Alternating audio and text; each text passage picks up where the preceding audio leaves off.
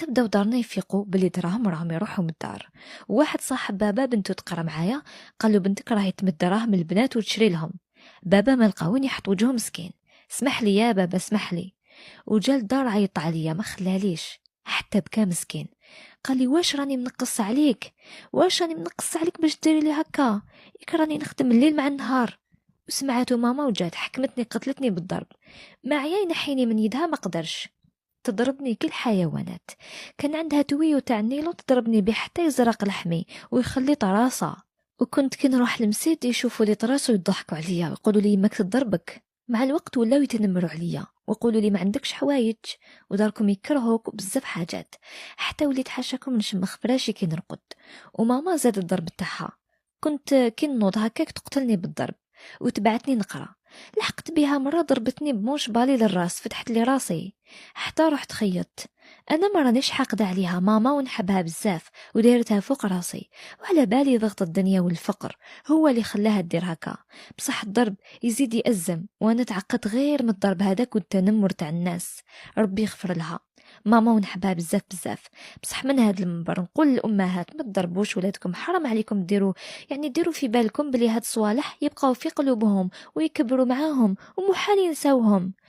كنت غير ونصيب كاش واحد يحبني ويحن عليا. ماما تضربني وبابا خدام يجيبوا الليل وخاوتي يا في القرايه يا خدامين تلاقاهم غير في الليل لعب معاهم شويه وخلاص. كنا كي نروحوا عند دار جدي كان وليد خالي كبير عليا ب20 سنة. كان يلعب معايا ويشري لي ويضحكني. كنت نحبه كان يهتم بيا بزاف.